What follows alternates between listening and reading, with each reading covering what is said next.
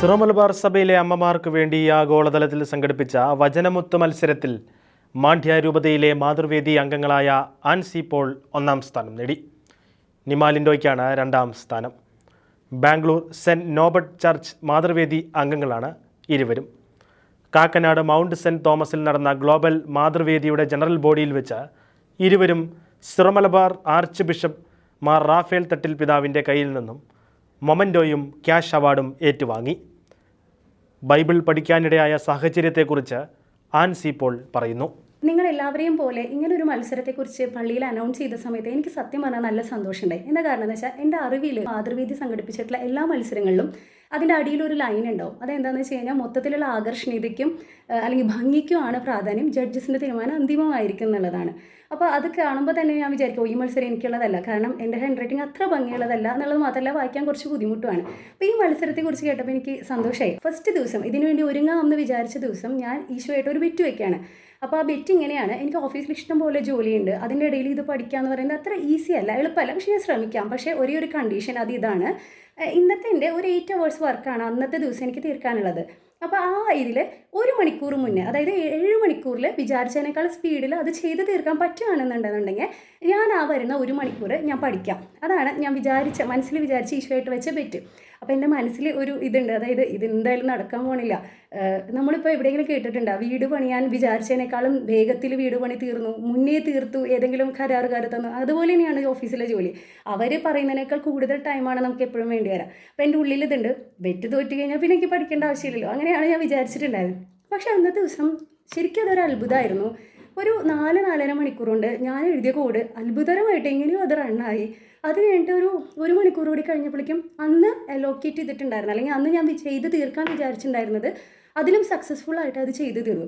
അപ്പോൾ എനിക്ക് ഭയങ്കര അത്ഭുതമായി. അന്നത്തെ ദിവസം ഞാൻ എന്നിട്ട് കുറച്ച് വചനങ്ങളൊക്കെ സോർട്ട് ചെയ്ത് കുഞ്ഞ വചനങ്ങളൊക്കെ നോക്കി പഠിക്കാൻ തുടങ്ങി.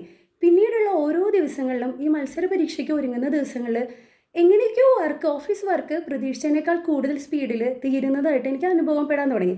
അപ്പോൾ ഇതെങ്ങനെയാണ് ഇത് പറ്റണേ? ആദ്യ ദിവസം ഞാൻ വിചാരിച്ചു ചക്കിട്ടപ്പോൾ മുയൽ വീണതായിരിക്കും, അങ്ങനെ വിചാരിച്ചു. പക്ഷേ അല്ല, അങ്ങനെയല്ല. എല്ലാ ദിവസവും എനിക്ക് എങ്ങനെയെങ്കിലുമൊക്കെ വചനം പഠിക്കാനായിട്ട് പറ്റുന്നുണ്ട്.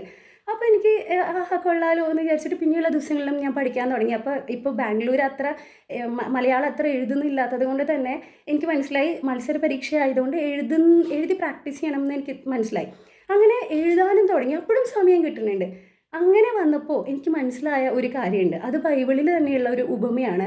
ശിഷ്യന്മാർ അവർ നന്നായിട്ട് കടലിനെ അറിയുന്നവരാണ്, അവർക്ക് നന്നായിട്ട് മീൻ പിടിക്കാനും എവിടെ വലയിടണമെന്ന് അറിയുന്ന ആളുകളായിരുന്നു ശിഷ്യന്മാർ. പക്ഷേ എന്നിട്ടും യേശു ഇല്ലാതെ അവർ മീൻ പിടിക്കാൻ പോയപ്പോൾ പത്രോസ്, ഏറ്റവും നന്നായിട്ട് വലയിറക്കാൻ അറിയുന്ന ആൾക്ക് വരെ ഓൾ നൈറ്റ് അധ്വാനിച്ചിട്ട് അവർക്ക് ഒന്നും കിട്ടിയില്ല. അവരുടെ വഞ്ചിയിൽ അല്ലെങ്കിൽ വലയിൽ ഒരു മീൻ പോലും കുടുങ്ങിയില്ല. അതുപോലെ ആയിരുന്നു ഇതിനു മുന്നുണ്ടായിരുന്ന വചനം പഠിക്കാത്ത ദിവസങ്ങളിൽ ഞാനിരുന്ന് ജോലി ചെയ്തിരുന്നത്. വെറുതെ എന്തൊക്കെയോ എഴുതും, കോഡ് എഴുതും, ശരിയാവില്ല. ശിഷ്യന്മാരെ അധ്വാനിച്ച പോലെ അവർ അധ്വാനിക്കുന്നുണ്ട്, അവർ മീൻ പിടിക്കാൻ ശ്രമിക്കുന്നുണ്ട്, പക്ഷെ അവർക്ക് ഒന്നും കിട്ടിയില്ല. അതുപോലെ ആയിരുന്നു എൻ്റെ മുന്നിലുള്ള ദിവസങ്ങളിൽ എനിക്ക് മനസ്സിലായി.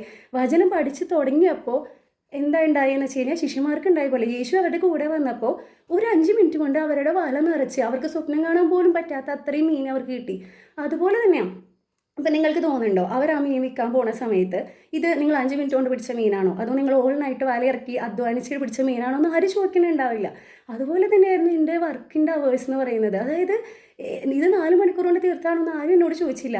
പക്ഷേ എല്ലാം നന്നായി ചെയ്യാൻ പറ്റി. ഒപ്പം എനിക്ക് വചനം നന്നായി പഠിക്കാനും പറ്റി. അപ്പോൾ ഇപ്പോൾ ശിഷ്യന്മാർക്ക് അന്ന് വല നിറച്ച് മീൻ കിട്ടി എന്ന് പറഞ്ഞ പോലെ ഫൊറോന ലെവലിൽ മത്സരത്തിന് എഴുതിയ സമയത്ത് അങ്ങനെ ചോദിക്കായിരുന്നു. മൊത്തത്തിൽ എല്ലാവരും ചോദിക്കായിരുന്നു എത്ര വചനം എഴുതി എന്നൊക്കെ ചോദിക്കായിരുന്നു. അപ്പോൾ കുറച്ച് പേരൊക്കെ 80, 79 അങ്ങനെയൊക്കെ പറഞ്ഞു. അപ്പോൾ എൻ്റെ അടുത്ത് ചോദിച്ചപ്പോൾ ഞാൻ പറഞ്ഞു ഞാൻ 153 എഴുതിയിട്ടുണ്ട്. അപ്പോൾ എൻ്റെ അടുത്ത് അച്ഛൻ ചോദിച്ചു വചനം തന്നെയല്ലേ എഴുതിയത്, വേറെ എന്തെങ്കിലും അതിൻ്റെ കൂട്ടത്തിൽ എഴുതി വെച്ചോ എന്ന് ചോദിച്ചു. അതായത് ശിഷ്യന്മാർക്ക് അത്രയും മീൻ കിട്ടി എന്നുള്ളത് വിശ്വസനീയമല്ലാതിരുന്ന പോലെ ആയിരുന്നു എൻ്റെ വചനത്തിൻ്റെ നമ്പർ കേട്ടപ്പോൾ അവർ ചോദിച്ചത്. എനിക്ക് അത്ര തന്നെയാണ് പറയാനുള്ളത്. അതായത് ഈശോ നമ്മുടെ കൂടെ ഉണ്ടെന്നുണ്ടെങ്കിൽ നമുക്ക് വിശ്വസനീയമല്ല എന്ന് തോന്നുന്ന ഒരുപാട് കാര്യങ്ങൾ നമ്മുടെ ലൈഫിലുണ്ടാവും. ഞാൻ നിങ്ങൾക്ക് ജസ്റ്റ് ഒന്ന് കാണിക്കുകയാണ്. ഇത്രയും ഞാൻ വീട്ടിലിരുന്ന് പ്രാക്ടീസ് ചെയ്തു. ഇതൊക്കെ വചനമാണ്. കാരണം എന്താണെന്ന് വെച്ച് കഴിഞ്ഞാൽ കുത്തും കോമയും ഒക്കെ നോക്കും അവർ മത്സരത്തിന്, ഈ വചന പരീക്ഷയ്ക്ക്. അപ്പോൾ വീട്ടിൽ തന്നെ അങ്ങനെ കറക്റ്റ് ചെയ്യാൻ തുടങ്ങി.